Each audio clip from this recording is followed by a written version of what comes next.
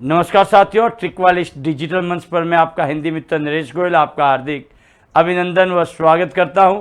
जैसा कि दोस्तों आपको विदित है कि हमारा जो पाठ चल रहा था वो चल रहा था पर्यायवाची, और पर्यायवाची में अपन ने 70 तक कर लिए थे। आज अपन आगे बढ़ रहे हैं दोस्तों।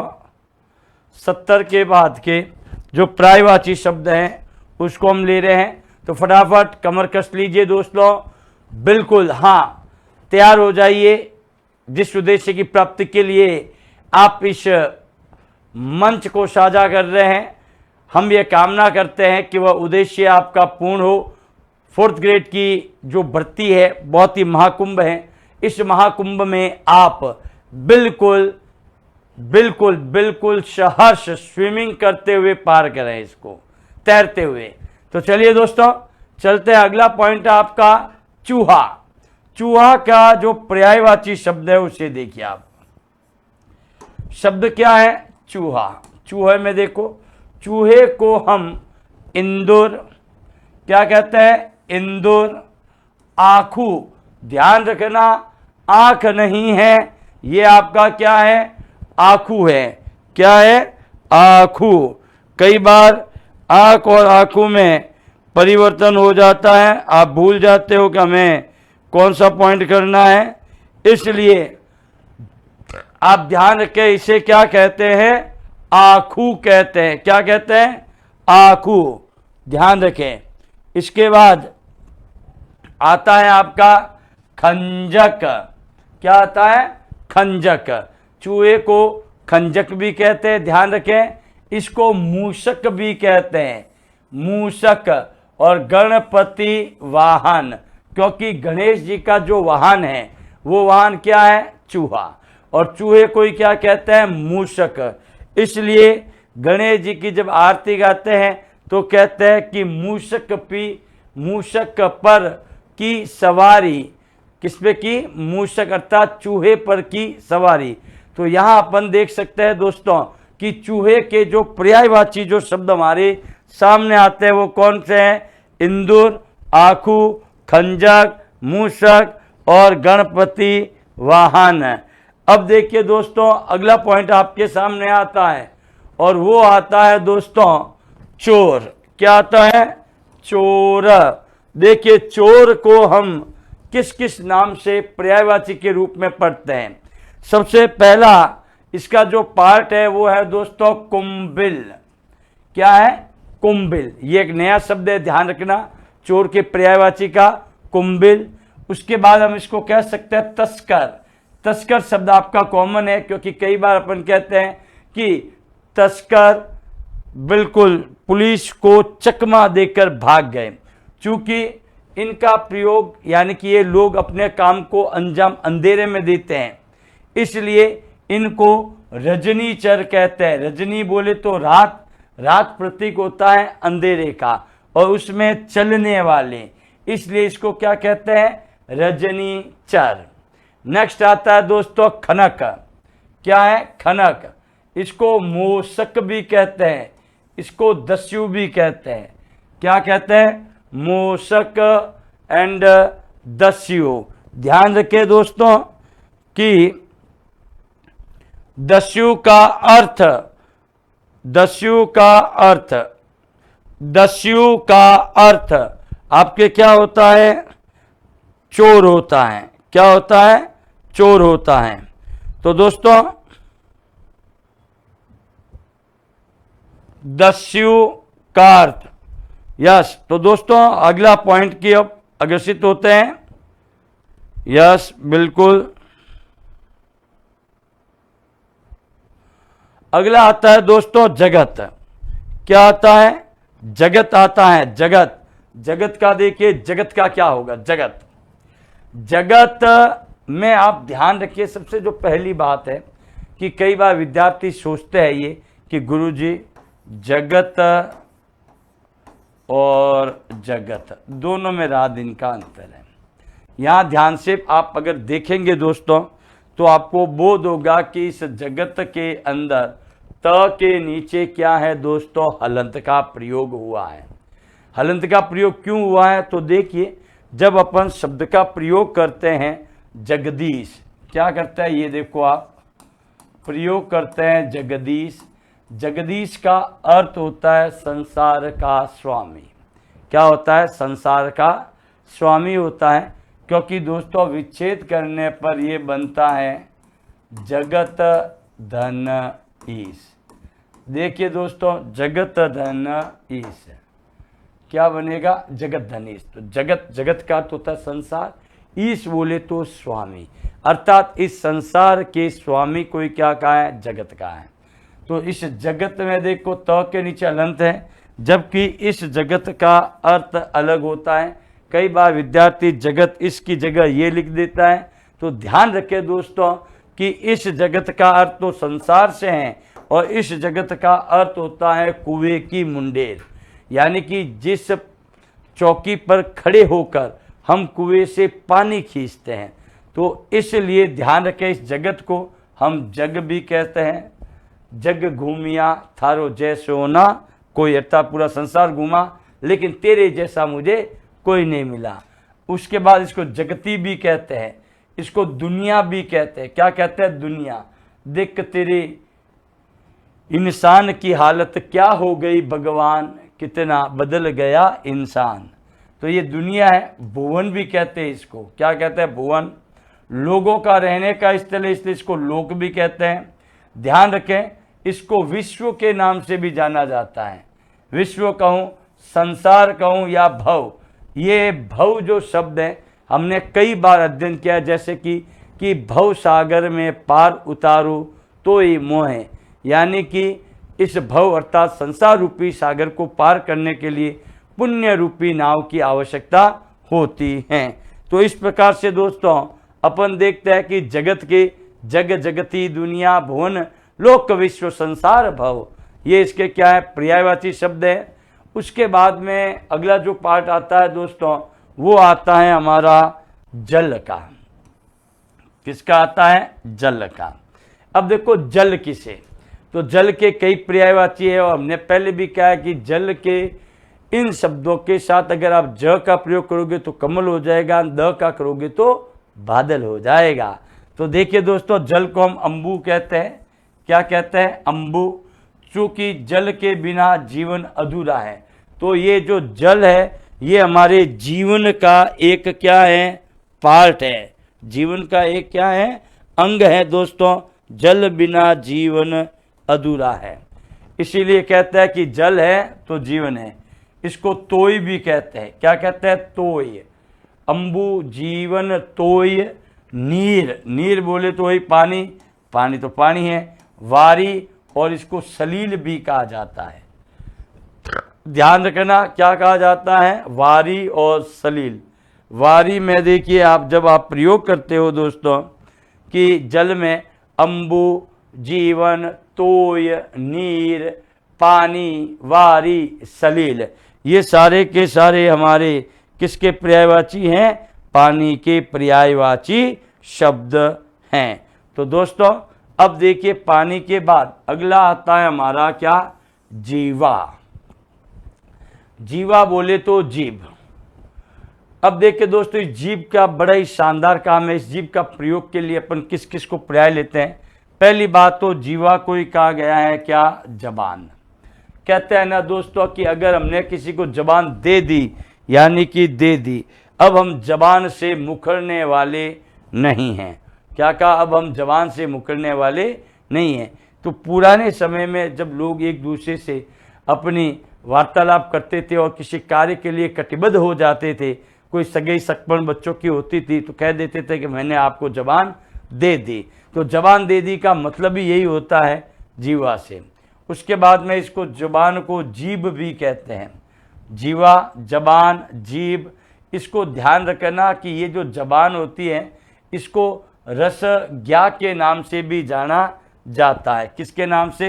रस ज्ञा। देखो रस धन ज्ञा, ज्ञा का अर्थ होता है जानकार, अर्थात जो रस को जानता है। क्योंकि देखो जीवा की जो कलिकाएं होती हैं उससे स्वाद का पता चलता है।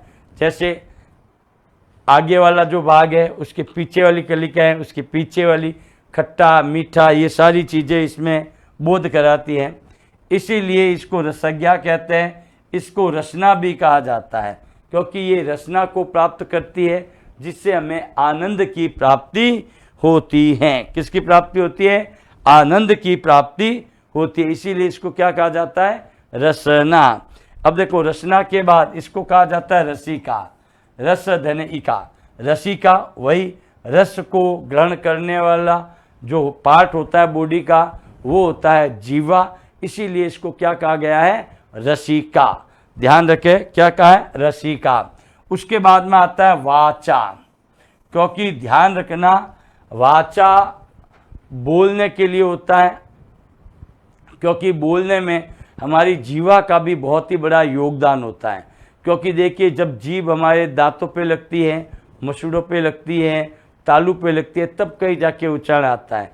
अगर जीभ हो ही नहीं, आ ए ओ, देखिए आवाज में भी आपका चेंज हो जाएगा। लेकिन जैसे जीभ का हम प्रयोग करते हैं तो ये वाचन के लिए होता है। देखिए अ, आ, ई, उ, ए, आई, ओ, औ, अंग, अह, क, च, डी, री, पी, ये देखिए सारे हम जो वर्णों का प्रयोग करें बिल्कुल। अगर जीभ होगी नहीं तो च का तो भूल जाओ आप, आई बोलते रहोगे, च बोल ही नहीं पाओगे। इसीलिए इसको वाणी भी कहते हैं। जीभ को क्या कहते हैं? वाणी। इसलिए कहते हैं कि जितनी वाणी मीठी होती है उतना ही सामने वाला क्या होता है? प्रभावित होता है। तो दोस्तों आगे बढ़ते हैं अपन। अगला देखिए जुगनू। पॉइंट क्या है? जुगनू। जुगनू एक कीट होता है दोस्तों, और जो रात्रि के समय क्या होता है, उसमें चमक होती है। क्या होती है? चमक होती है। इसको खद्योत भी कहते हैं। क्या कहते हैं? खद्योत। खद्योत के बाद अगर लें तो इसको ज्योति माली भी कहते हैं। ज्योति, ज्योति का तो होता है प्रकाश। इस कीट के अंदर बेटा रोशनी होती है, एकदम चमकता है। तो पर्यायवाची करते समय इन चीज़ों को हमने पहले ही कहा है कि ध्यान कैसे रखना है कि इन शब्दों के क्या कर दीजिए? टुकड़े कर दीजिए। टुकड़े करते ही इसमें आपको बोध हो जाएगा कि इसमें किसका रूप है। क्योंकि देखो ज्योति माली, ठीक है, इसको पट बीजना भी कहा जाता है। क्या कहा जाता है? पट बीजना। और लास्ट में इसको नाम दिया गया है दोस्तों प्रभा कीट। ऐसा कीट जिसके अंदर रोशनी होती है। क्या होती है? रोशनी होती है, इसीलिए इसको क्या कहा गया है? प्रभा कीट। अगर हम दोस्तों इसको सबको साथ में ले तो जुगनू, खद्योत, ज्योतिमाली, पटबीजना, प्रभा कीट। तो दोस्तों ये थे अपन के जुगनू के पर्यायवाची शब्द। आगे बढ़ता हूं दोस्तों, लीजिए अगली कड़ी आपके सामने आ चुका है। ध्यानपूर्वक देखें आप। देखिए ये पॉइंट है आपका ज्योति। देखिए शब्द क्या है हमारा? ज्योति है। ज्योति, ज्योति का अर्थ ही होती है रोशनी। ज्योति का अर्थ क्या होता है? रोशनी। क्योंकि ध्यान रखना, जैसे दीप की ज्योति यानी कि दीप की जो लौ होती है वो चारों ओर प्रकाश फैलाती है, इसीलिए इसको क्या कहा गया है? आभा। क्या कहा है? आभा। दूसरा पॉइंट दिया है इसका दोस्तों आलोक। कहता है कि इस बल्ब में आलोक छिपा हुआ है। बल्ब में क्या छिपा हुआ है? आलोक छिपा हुआ है। जैसे ही हम विद्युत को यानी कि बल्ब के स्विच को ऑन करेंगे तो बल्ब में छिपा आलोक हमारे सामने आ जाएगा। उसी प्रकार इसको कांति भी कहते हैं। ध्यान रखना, शब्द मैंने लिया है कांति, नॉट फॉर क्रांति। क्रांति, क्रांति का अर्थ होता है एक मसाल, यानी कि अपने हक को प्राप्त करने के लिए उसके लिए उठाने वाली आवाज़, वो होती है क्रांति। और ये क्या है? कांति। कई बार विद्यार्थी इसमें भ्रमित हो जाते हैं कांति और क्रांति में। नेक्स्ट देखिए, कांति के बाद में आती है इसकी छवि। इसको दीप्ति भी कहते हैं, द्युति, प्रभा एंड भा। तो इसको अगर अपन क्रमानुसार देखें तो ज्योति का अर्थ प्रकाश से है। आभा क्या है? आभा, आलोक, क्रांति, छवि, दीप्ति, द्युति, प्रभा एंड भा। ये सारे के सारे हमारे किसके रूप होते हैं? ज्योति के रूप होते हैं। देख, इसमें एक कंडीशन ध्यान रखना, जब आप वाक्य में भी इसका प्रयोग करके देखते हो तो भी मज़ा आ जाएगा दोस्तों। जैसे कि मैंने कहा कि इन बल्बों की कतारों की जो छवि है ये ऑटोमेटिक सबका ध्यान अपनी ओर आकर्षित कर देती है। देखिए, इसमें छुपा आलोक जिसे देखने के लिए हम तत्पर होते हैं, इस प्रकार से। तो दोस्तों, अगला पॉइंट आता है हमारा झंडा। क्या आता है? झंडा। झंडे को क्या कहते हैं अपन? झंडा को कहते हैं केतन। क्या कहते हैं? केतन। ध्यान रखना, केतन, के धन तन। उसके बाद इसको कहा जाता है ध्वज। झंडे को क्या कहते हैं? ध्वज कहते हैं ना, ध्वज। पताका, इसको क्या कहते हैं? पताका। ध्यान रखना कि इनका भी बड़ा भारी रोल होता है। यदि आप श्वेत रंग की पताका लेकर आते हो तो ये आभास कराता है कि आप क्या चाहते हो? शांति चाहते हो, और आपने अपने हथियार डाल दिए हैं। अगला आता है देखो निशान। ध्यान रखना, अभी वर्तमान समय में खाटू वाले श्याम बहुत ही ज़्यादा मतलब वायरल होने वाले देवों में से ये भी एक देव है, खाटू वाले श्याम। देखिए, खाटू वाले श्याम में देखिए कहते हैं ना कि अगर श्रद्धा भाव अगर अच्छे होते हैं दोस्तों तो बिल्कुल आपको उसका परिणाम भी मिलता है। क्योंकि दोस्तों ऐसी स्थिति में देखिए, जब हम बात करते हैं तो ऐसी स्थिति में जब हम बात करते हैं तो बिल्कुल हमारे सामने आ जाता है कि जो खाटू वाले श्याम के लिए जो दर्शनार्थी, जो लाभार्थी है, वो जाते हैं तो वो अपने हाथ में निशान लेके चलते हैं। क्या लेके चलते हैं? निशान लेके चलते हैं। निशान का अर्थ ही आपका क्या है? झंडा है। बिल्कुल खाटू श्याम जी के, वो मुझे एग्जैक्ट नाम याद नहीं आ रहा, जहाँ से लोग पैदल चलते हैं निशान अपने हाथ में लेते हुए। खाटू श्याम जी के जाते हैं तो एक स्टेशन का नाम भी है अच्छा सा। सामान्यतः उस स्थान से लोग पैदल यात्रा करते हैं हाथ में झंडा लेके, अर्थात 3 बाण के धारी खाटू वाले श्याम। मुझे एग्जैक्ट वो याद नहीं आ रहा है कि कहाँ से ये लोग पैदल चलते हैं, लेकिन हैं आई थिंक। हमारे कंप्यूटर अनुदेशक महोदय को अगर पता हो तो वो भी अपना कमेंट दे सकते हैं कि खाटू श्याम के जब जाते हैं तो कहाँ से पैदल? रिंगस, यस बिल्कुल सही, रिंगस। रिंगस से लोग अपने हाथ में क्या लेते हैं? निशान, और फिर वहाँ से जय श्याम की, जय श्याम की लेकर चलते हैं। ध्यान रखना, इसको वैजयंती के नाम से भी जाना जाता है। किसके नाम से? वैजयंती के नाम से। इसके अलावा इसको केतु भी कहा जाता है और ध्वजा भी कहते हैं, केतु और ध्वजा। हालांकि दोस्तों मैं आपको बता देता हूं कि जैसे कि बाबा रामदेव जी की जो ध्वजा होती है, कौन सी? बाबा रामदेव जी की, इसको नेजा कहा जाता है। क्या कहा जाता है? नेजा। तो इस प्रकार से अलग अलग नामों से अपन इसको संबोधित कर सकते हैं। अगला आता है दोस्तों झरना। देखिए, झरने का काम ही होता है झरते रहना, तब उसको क्या कहते हैं? झरना। अगर वो बह रहा है तो उसको बहते हुए को हम नदी कहेंगे, ना कि झरना। झरने का काम ही क्या है? झरते हुए। तो यहाँ अपन देख सकते हैं इसको उत्स भी कहते हैं। झरने को क्या कहते हैं? उत्स। उत्स के अलावा इसको कहते हैं चश्मा, क्योंकि ध्यान रखें कि चश्मा का पानी जितना स्वच्छ होता है, जितना निर्मल होता है, उतना अच्छा पानी आपको कहीं नहीं मिलेगा। उसके बाद में आता है इसको निर्झर भी कहते हैं।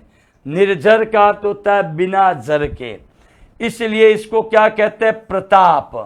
क्या कहते हैं? प्रताप। प्रताप के अलावा ध्यान रखना, इसको कहते हैं सोता। क्या है? सोता। मुंशी प्रेमचंद, याद रखना, प्रेमचंद की जो एक बुक के अंदर चैप्टर आया था, अगर आपको याद हो तो, नमक का दरोगा, उसमें ये कहा था उसके पिता ने कि बेटा नौकरी ऐसी ढूंढना जहाँ पर कुछ ऊपरी आय भी हो। क्या हो? कुछ ऊपरी आय भी हो, क्योंकि पेमेंट वेतन इंसान देता है और ऊपरी आय भगवान देता है। ये बहता हुआ सोता है। क्या है? सोता है। सोता आया सोता, क्योंकि ये बहता हुआ झरना है, जितनी प्यास बुझाना चाहो उतनी आप बुझा सकते हो। इसको स्रोत भी कहा जाता है। क्या कहा जाता है? स्रोत। तो ये सारे ही आपके किसके हैं? झरना के पर्यायवाची शब्द हैं।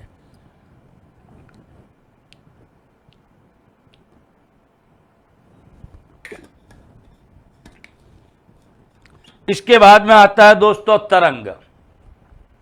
देखिए तरंग, तरंग को हम किस किस नाम से पहचानते हैं? तरंग को हम उर्मी भी कहते हैं।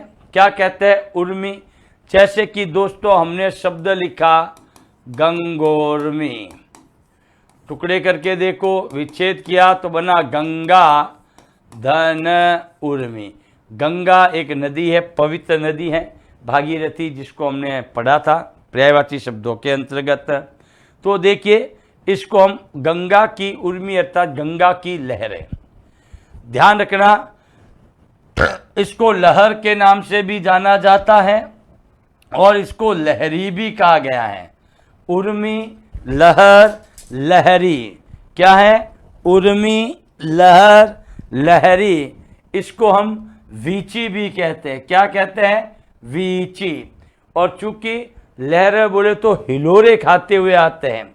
क्या आता है? हिलोरे खाते हुए, ऐसे ही हो, इसलिए इसको हिलोर के नाम से भी जाना जाता है। और ध्यान रखिए लहरों के बीच तैरने का ही अर्थ होता है मौज। क्या होता है? मौज। क्योंकि इन तरंगों को देखकर इसके बीच आकर जो दोस्तों मैं कहूँगा कि आनंद की जो प्राप्ति होती है, किसकी प्राप्ति होती है? आनंद की जो प्राप्ति होती है वही होता है आपके क्या? मौज। चलिए दोस्तों मौज के बाद चलते हैं। अगला पॉइंट हमारा सामने आ चुका है, वो है दोस्तों तर्कस। क्या है? तर्कस। देखिए तर्कस किसे कहते हैं? तर्कस का मतलब होता है दोस्तों उपासंग। क्या होता है? उपासंग। देखो उपासंग, इसको तूण भी कहते हैं, तूणीर भी कहते हैं। क्या कहते हैं? तूणीर। निसंग भी कहते हैं और इसको ईशुदी भी कहते हैं। क्या कहते हैं? ईशुदी। देखो तर्कस जो होता है वो तीर रखने का एक चौगा होता है, जो गोल आकृति का होता है, लंबा सा, पीछे से यूं तीर निकाली, हाथ में धनुष से खट निकाला और सीधा यूं शाट, ये वाला। तो इसको क्या कहते हैं? उपासंग, उपधंग आसंग। तूण भी कहते हैं, तूणीर भी कहते हैं, निसंग भी कहते हैं और इसको ईशुदी भी कहते हैं। निसंग का नाम तो आपने काफ़ी बार सुना होगा, ऐसी बात नहीं है। अब देखिए दोस्तों तर्कस के बाद आता है आपका तलवार। देखिए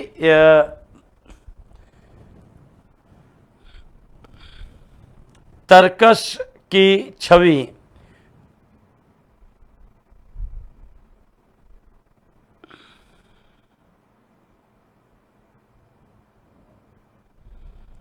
जैसा कि आपको विदित है, मैंने अभी बताया, तीर रखने का ये चौगा होता है, ये इस प्रकार की आकृति का होता है, ये ऐसा ही, ये नीचे से गोल है। अब इसके अंदर क्या होता है? ढेर सारे आपके तीर रखे जाते हैं ऐसे ऐसे।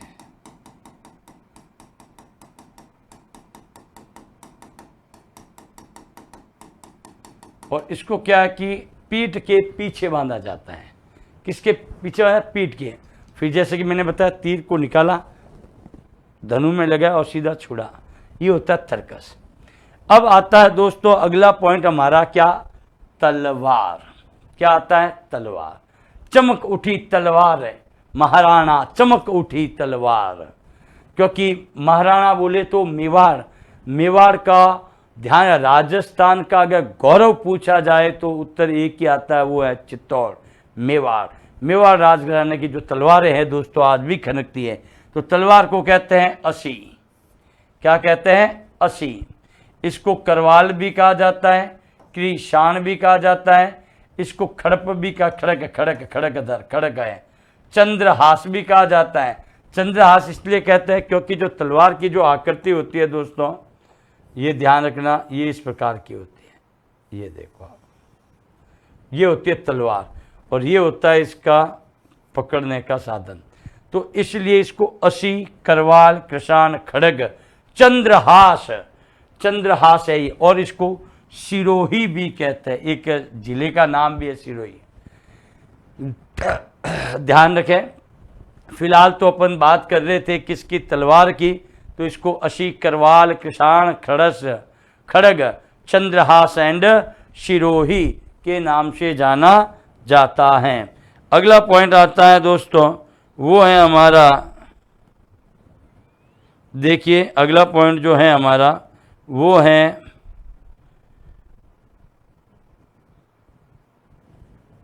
तांबा।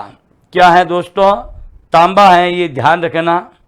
तांबा की जब अपन बात करते हैं तो देखिए तांबे में, भाई तांबा किससे कहते हैं, तो पहली बात तो ध्यान रखो, तांबा में चंद्र बिंदु है, अर्थात ये आपका कौन सा शब्द होगा, तद्भव शब्द होगा।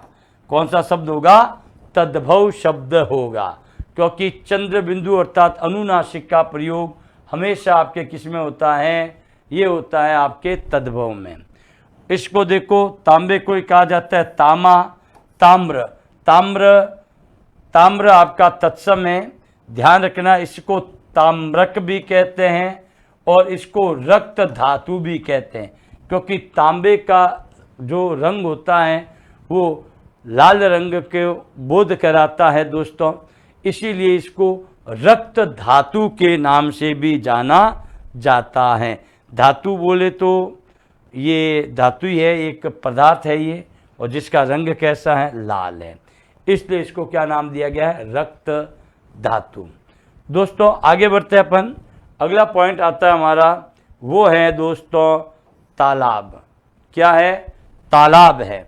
जब हम तालाब की बात करते हैं तो देखिए तालाब को हम किस किस नामों से पहचानते हैं, वो अपन देख सकते हैं दोस्तों कि तालाब जो है वो हमारा होता है जलाशय। जलाशय का तात्पर्य है जल धन आशय, अर्थात जिस पॉइंट पर आपका जल एकत्रित होता है और उसका प्रयोग पीने के लिए काम होता है, इसीलिए इसको क्या कहा गया है, जलाशय।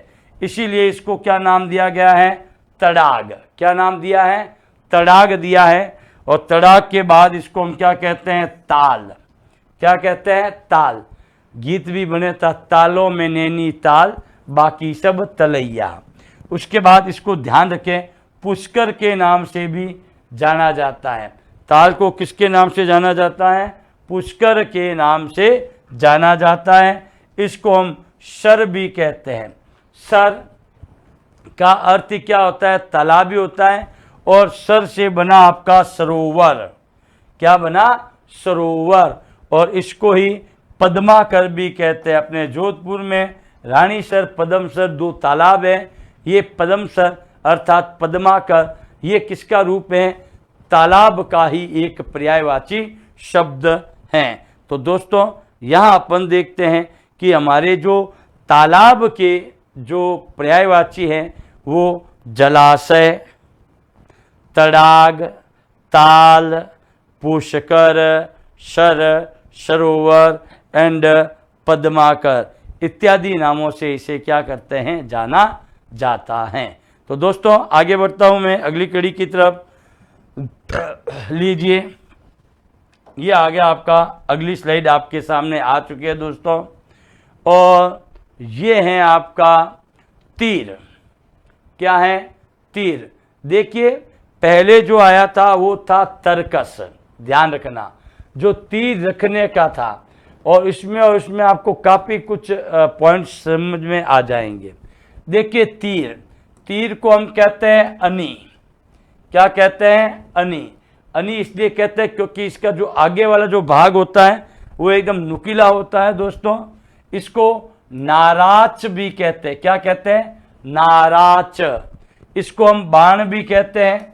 देखिए जो अभी हमने कहा था खाटू वाले श्याम जी के बारे में कि उसकी जो निशान है अर्थात वो है 3 बाण के धारी, यानी वो एक साथ 3 बाण को छोड़ता था। मैंने अगला देखिए दोस्तों, इसको कहते हैं विशिक।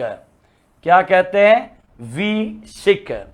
वी बोल तो विशेष, सिक बोल तो इसकी जो शिका होती है, जो अगला वाला भाग होता है बहुत ही नुकीला होता है, एकदम तेज तरार, सीधा पड़ जाए अगले वाले को मार दे। उसके बाद इसको कहते हैं सर। सर का मतलब भी आपका क्या, तीर है, सीली मुखी।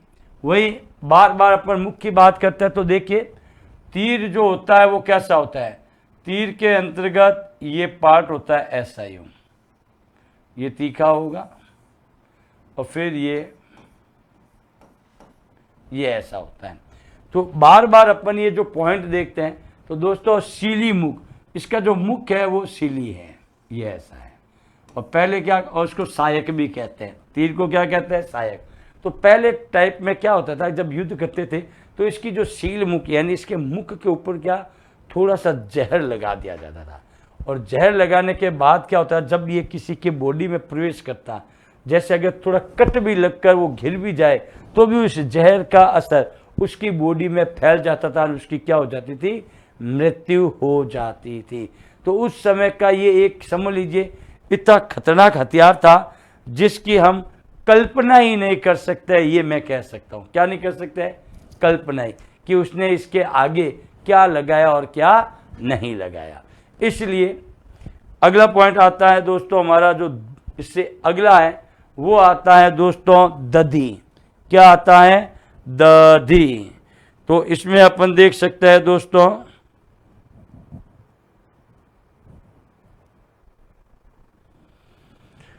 तो इसमें अपन देख सकते हैं दोस्तों जो शब्द आया है दधी। दधी का मतलब होता है गोरस। गो का मतलब होता है गाय और रस गाय का। तो गाय रस में देखिए इसमें क्या होता है कि जो गाय का जो दूध आता है दोस्तों, उस दूध में जामन देकर जो जमाने की प्रक्रिया होती है और जमने के बाद में वो बन जाता है क्या, दही। क्या बन जाता है, दही। तो ध्यान रखें, दधी को ही दही, इसको तक्र भी कहते हैं। ये देखो दही आ गया है, इसको मट्ठा भी कहते हैं। क्या कहते हैं, इसको मट्ठा भी कहा गया है, मट्ठा। ध्यान रखें क्या कहा है, मट्ठा। आगे देखिए दोस्तों, अगर मैं दधी को गोरस, तक्र, दही, मट्ठा, हाँ बिल्कुल ये सारे ही आपके इसी के पर्यायवाची शब्द हैं। अगला पॉइंट जो है आपका दोस्तों वो आता है क्या, दांत।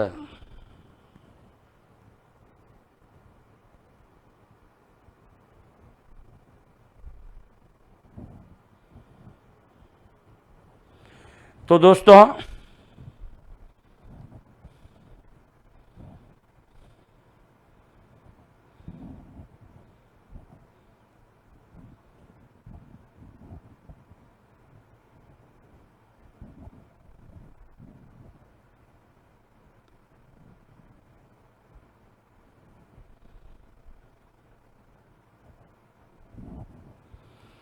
तो ये है दोस्तों आपका अगला पॉइंट जिसका नाम है क्या, दांत। दांत के तो ढेरों एग्जाम्पल आपको मिल जाएंगे, अर्थात इसके पर्यायवाची शब्द बहुत सारे हैं। देखिए दांत, दांत को कहा जाता है दंत। दांत को क्या कहा जाता है, दंत कहा जाता है दोस्तों। दंत कह दो, इसको द्विज कह दो। क्या कह दो, द्विज। द्विज का अर्थ भी दांत ही है। इसको दसन भी कहते हैं। क्या कहते हैं, दसन, क्योंकि ये आपके मुरारों से जुड़े होते हैं। इसको रद भी कहते हैं, रदन भी कहते हैं। क्या कहते हैं, रदन। और इसको मुख खुर के नाम से भी जाना जाता है। जैसे जानवरों के तो होते हैं हाथों के, पैरों के खुर होते हैं, चीरने काम करते हैं। उसी प्रकार मनुष्य के होते हैं दांत।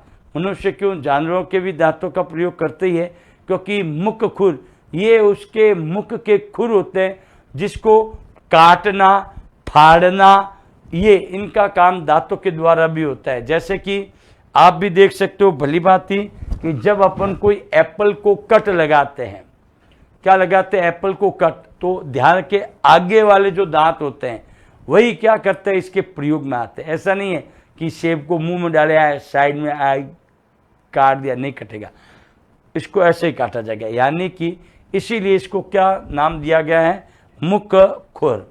अब देखिए दोस्तों,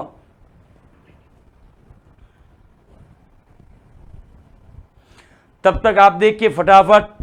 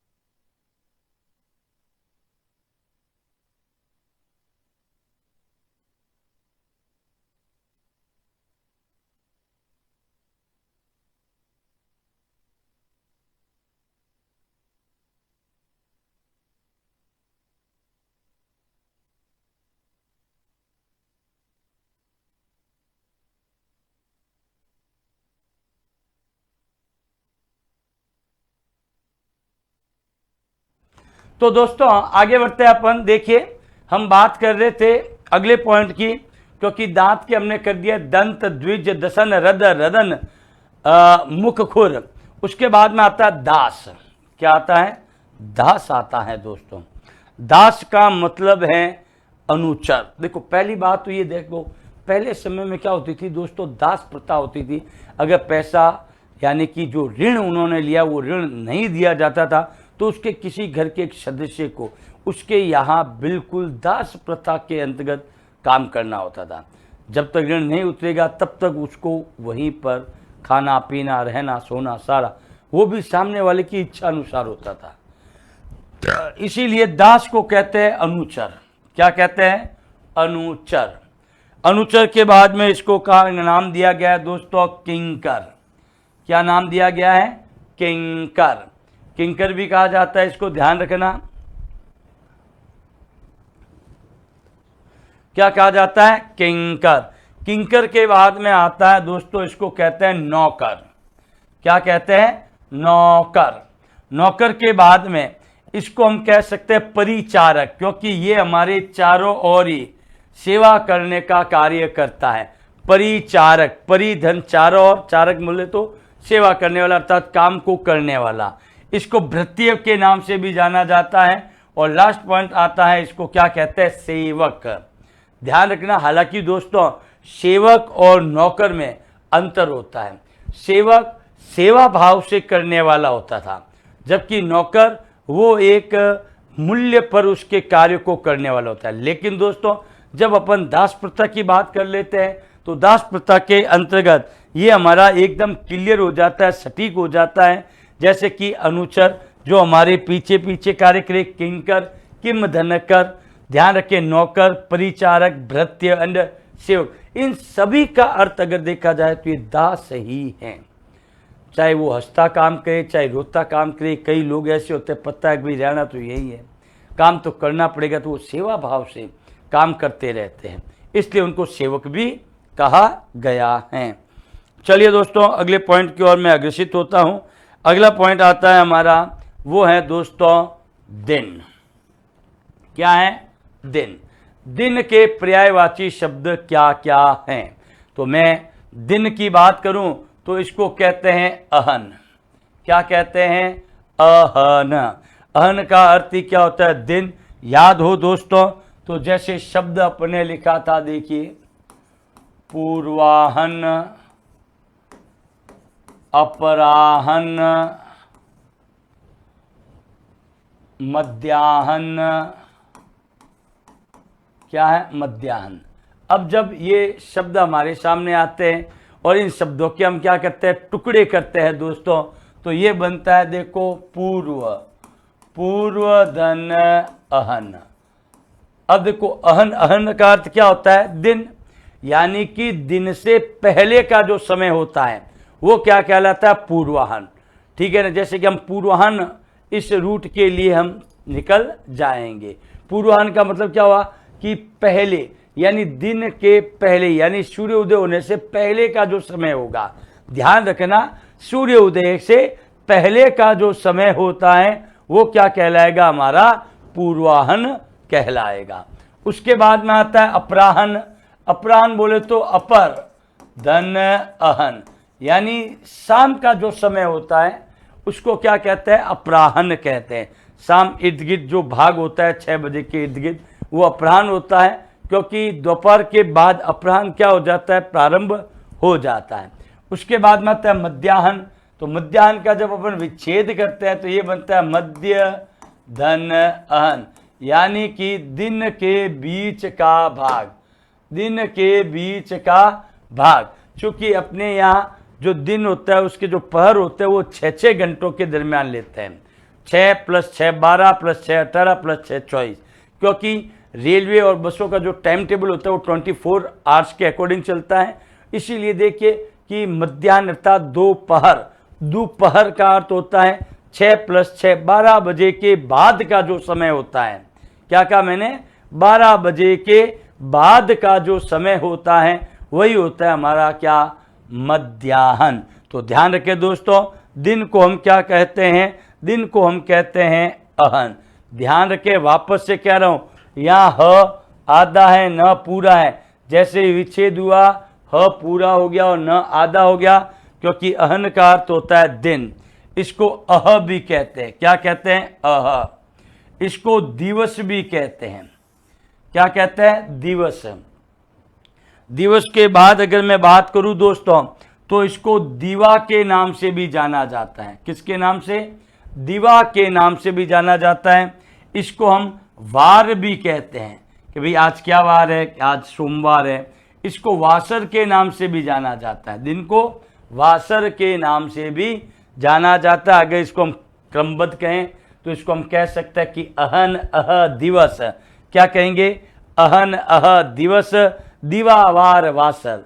याद रखना, क्योंकि देखो इसमें हम कितना भी, अगर मैं इसको मतलब रटाना नहीं है, समझना है, क्योंकि पर्यायवाची तो अनेक है, कोई नया भी आ जाए, इसलिए टुकड़े करके करोगे तो सबसे बेस्ट होगा। हालांकि देखिए अहन अह दिवस, दिवावार वासर। अगला आता है दीन। ये दिन है और ये दीन है। देखो दिन में मात्रा लघु है, जबकि दीन में मात्रा क्या है आपकी, बड़ी मात्रा है। तो दीन का अर्थ क्या आता है, दीन का अर्थ सबसे पहले तो मैं आपको बता देता हूं। दीन का अर्थ होता है गरीब। अगर मैं इसका पर्यायवाची लेता हूं तो पर्यायवाची क्या होगा, इसका गरीब होगा। तो सबसे पहले देखो दीन, दीन का अर्थ है अकिंचन। क्या है, अकिंचन, यानी किंचन का अर्थ गरीब से ही होता है। तो किंचन, अकिंचन। कंगाल, जिसके पास कुछ है ही नहीं तो वो कंगाल ही होगा भाई, और क्या होगा। इसलिए हम उसको कहते हैं गरीब। इसको हम दरिद्र भी कहते हैं, दरिद्र, क्योंकि जो एक एक पैसे के लिए मोहताज होता है, इसलिए इसको क्या नाम से जाना जाता है, दरिद्र के नाम से जाना जाता है। उसके बाद में आता है निर्धन। निर्धन का अर्थ होता है बिना धन के। क्या अर्थ होता है, बिना धन के। इसीलिए इसको निरीह और इसको रंक भी कहते हैं। राजा से रंक और रंक से राजा, क्योंकि राजा ऊपर, रंक नीचे, गरीब। गरीब और अमीर का जो फर्क होता है वो इसके लिए होता है। तो जो हम शब्द का प्रयोग करते हैं दोस्तों, दीन, दीन को हम कह सकते हैं अकिंचन, कंगाल, गरीब, दरिद्र, निर्धन, निरह, देखिए ये जो शब्द हैं दास का वो किंकर है और ये अकिंचन है, इसका ध्यान। किंकर और किंचन में अंतर है। उसके बाद आता है दोस्तों हमारा अगला पॉइंट, दीपक। क्या आता है दोस्तों, दीपक। जब हम दीपक की बात करें दोस्तों तो दीपक को हम क्या कहेंगे, देखो दीपक कहते हैं तू मेरे कुल का दीपक है। दीपक का कार्य होता है रोशनी देना, खुद जलकर दूसरों को प्रकाशमान करना, ये दीपक की पहचान होती है दोस्तों। उसी प्रकार से घर का जो व्यक्ति होता है वो अपने आप को प्रोत्साहित करने के लिए, ध्यान रखना, खुद जलकर अपनी प्रतिष्ठा को बनाए रखने का कार्य करता है। इसीलिए इसको दीपक को क्या कहते हैं, ज्योति कहा गया है। दीपक को क्या कहते हैं, ज्योति। दीप, दिया कहते हैं ना, दिया ढूंढने, दिया लेके ढूंढने से भी आपको ऐसा व्यक्ति नहीं मिलेगा। प्रदीप, क्या कहा, प्रदीप। और इसको ग्रह मणि के नाम से भी जाना जाता है। घर का ये मणि होता है।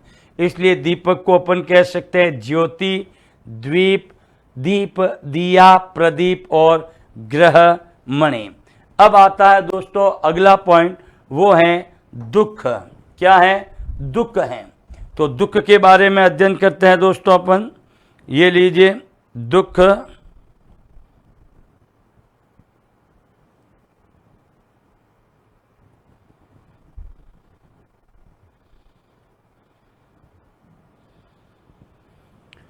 तो दोस्तों दुख के लिए अपन बढ़ रहे हैं आगे। दुख के पर्यायवाची शब्द कौन कौन से हैं? तो देखिए, दुख की हम बात करें तो दुख को हम कह सकते हैं क्लेश।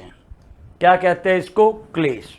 क्योंकि कहते हैं ना कि जब किसी के शब्दों के बाणों से ही सामने वाला घायल हो जाए, उसको बुरा लगना लग जाए, तो उसे हम क्लेश की संज्ञा देते हैं। किसकी संज्ञा देते हैं? क्लेश की संज्ञा देते हैं।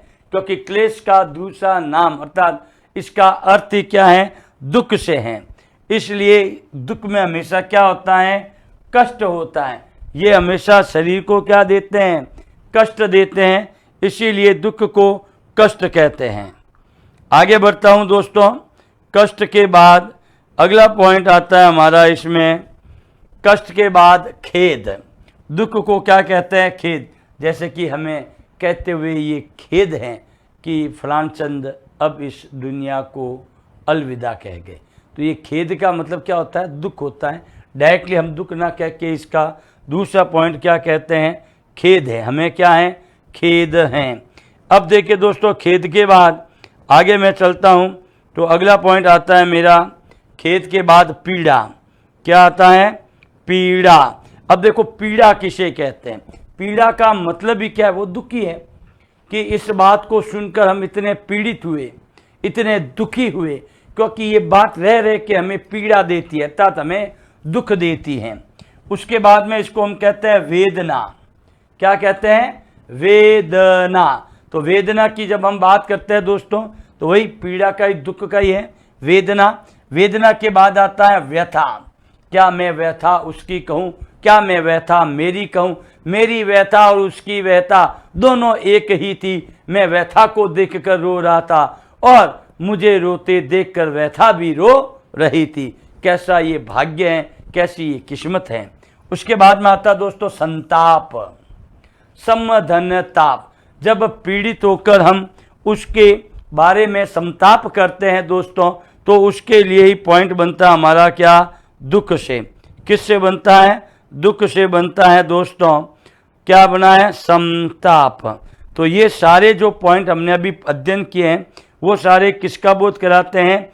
दुख का बोध कराते हैं, जिसको हम कह सकते हैं क्लेश, कष्ट, खेद, पीड़ा, वेदना, व्यथा एंड संताप। तो दोस्तों इसी के साथ अपन ने ये देखा है कि ये जो पर्यायवाची जो शब्द हमारे 92 तक जो कंप्लीट हुए हैं, वो सारे ही इस चीज़ का बोध करा रहे हैं कि इनके पर्यायवाची शब्दों के अंतर्गत किसका अर्थ क्या होगा। तो दोस्तों इसी के साथ मैं अपने शब्दों को विराम देता हूं। धन्यवाद।